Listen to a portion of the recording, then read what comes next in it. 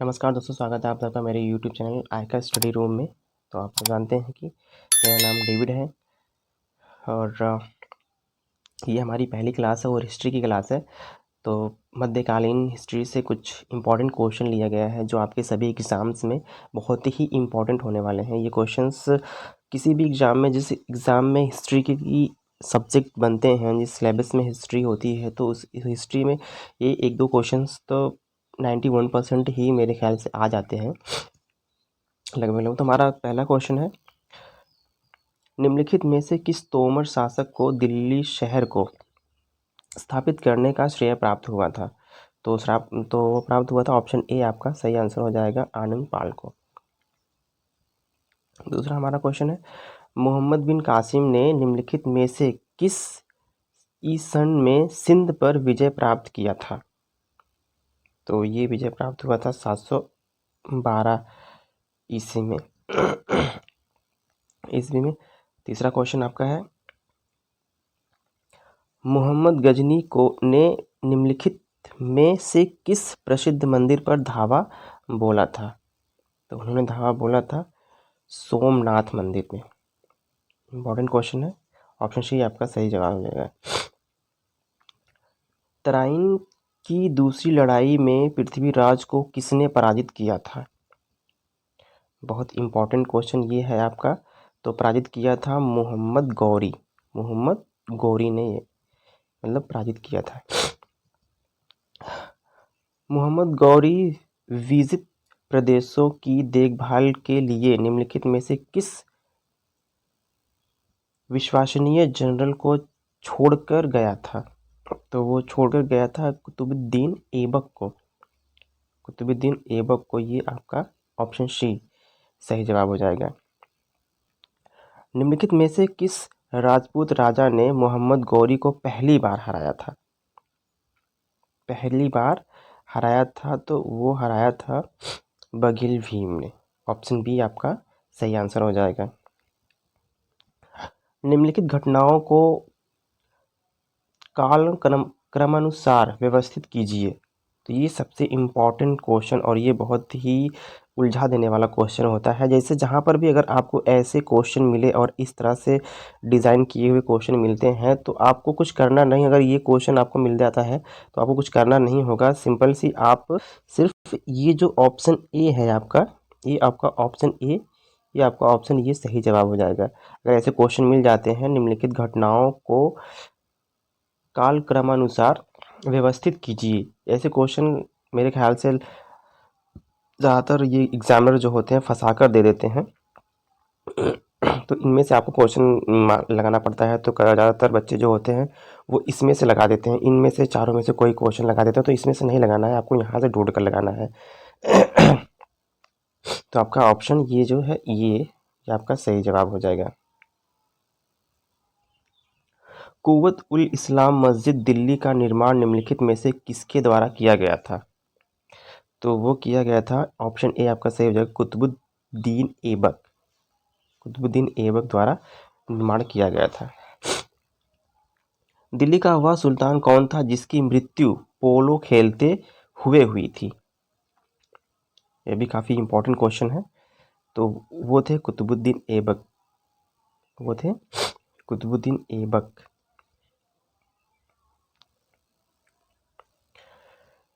दिल्ली के सुल्तान का पद संभालने से पहले बलबन किस सुल्तान का प्रधानमंत्री था? तो वह था नसीरुद्दीन का वह प्रधानमंत्री था। ऑप्शन ए आपका सही जवाब हो जाएगा। चंगेज खान ने जलाउद्दीन का पीछा करते हुए किसके शासनकाल में भारत की सीमाओं पर आक्रमण किया था? तो उसने आक्रमण किया था सीमाओं पर इल्तुतमिश की सीमाओं पर उसने, ऑप्शन बी सीमाओं पर आक्रमण किया था।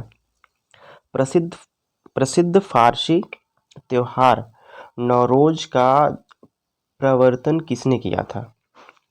तो वो किया था बलबन ने। ऑप्शन डी आपका सही आंसर हो जाएगा। ये इम्पॉर्टेंट क्वेश्चन है। अभी तो ये हिस्ट्री की क्लास है, आगे ये जब कंप्लीट क्लास हो जाएगा, 30 क्लासेस का हो जाएगा, फिर मैं जियोग्राफी का क्लास लेके आऊँगा, जो आज तक ज़्यादातर बच्चों को जियोग्राफी समझ में नहीं आती है, नागरिक शास्त्र समझ में नहीं आता, मैं ये सारी क्लासें लेके आऊँगा। तो आगे बढ़ते हैं, इसी क्रम में आगे बढ़ते हैं हम। निम्नलिखित में से वह अकेली रानी कौन थी जिसने पहली बार शासन किया था?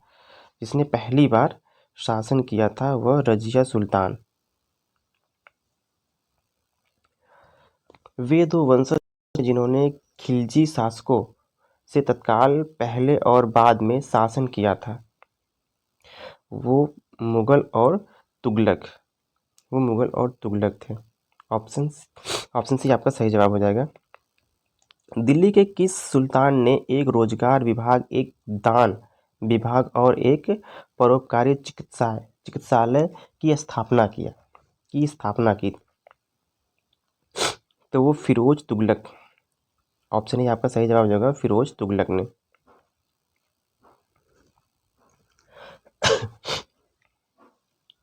आपका नेक्स्ट क्वेश्चन है, किसके शासनकाल में सबसे अधिक मंगोल आक्रमण हुए? तो वो अलाउद्दीन खिलजी के शासनकाल में सबसे अधिक मंगोल आक्रमण हुए थे।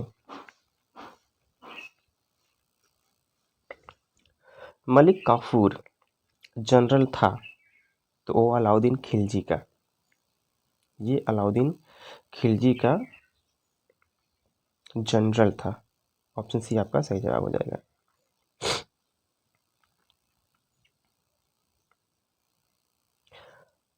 निम्नलिखित में से किस खिलजी शासक ने दिल्ली के राज सिंहासन पर बैठने के लिए अपने ससुर की हत्या कर दी थी?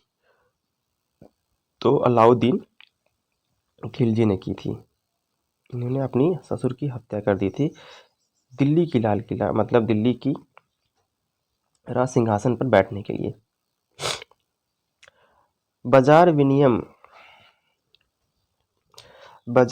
विनियमन प्रणाली आरंभ की गई थी, किसके द्वारा की गई थी?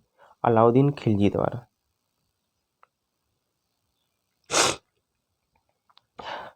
दिल्ली के निम्नलिखित सुल्तानों में से किसे इतिहासकारों ने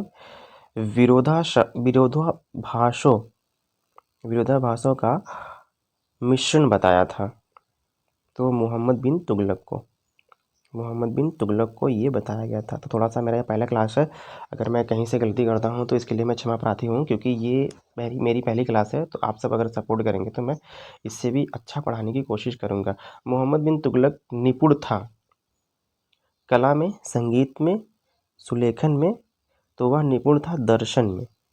ये सबसे इम्पोर्टेंट क्वेश्चन है, ये आपका सबसे इम्पोर्टेंट क्वेश्चन ये बनता है कक्षा 12 के इतिहास में। जो बच्चे अक्सर मतलब जो आते हैं, कुछ क्वेश्चन आते हैं वो लगाना भूल जाते हैं। 1 नंबर का क्वेश्चन होता है, 1 ही नंबर से हमारा नंबर बढ़ता है। तो हमारा 22वां क्वेश्चन है, कुतुब मीनार को जैसे हम आज उसे देखते हैं अंततः पुनर्निर्माण किया गया था, किनके द्वारा किया गया था? तो वो फिरोज तुगलक द्वारा मतलब निर्माण किया गया था, फिरोज तुगलक द्वारा। ऑप्शन डी आपका सही जवाब हो जाएगा।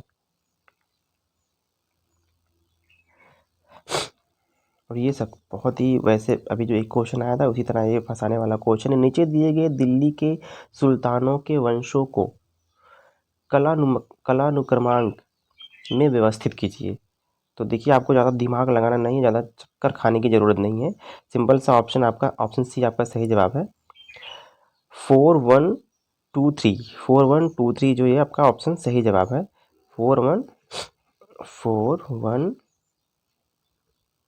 2 3 ये आपका सही जवाब है।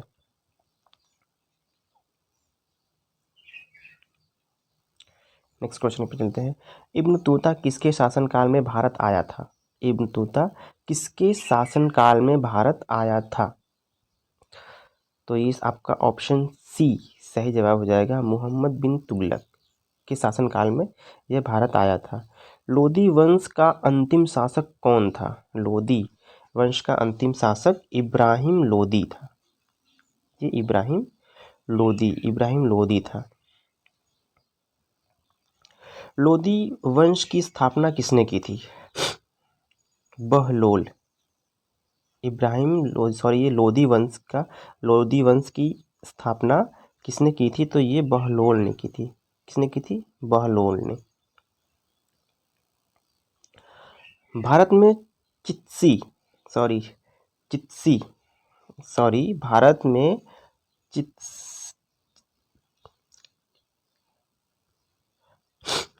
भारत में भारत में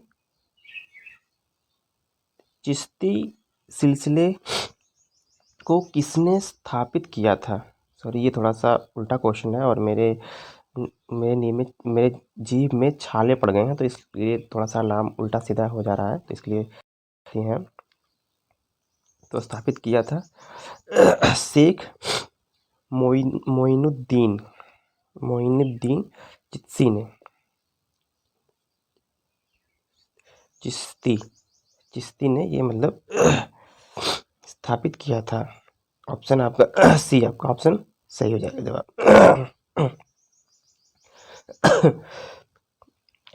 प्रथम भक्ति आंदोलन का आयोजन किसने किया था?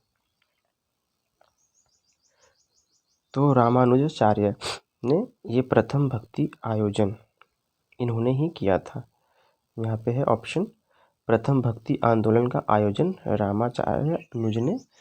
रामानुजाचार्य ने किया था।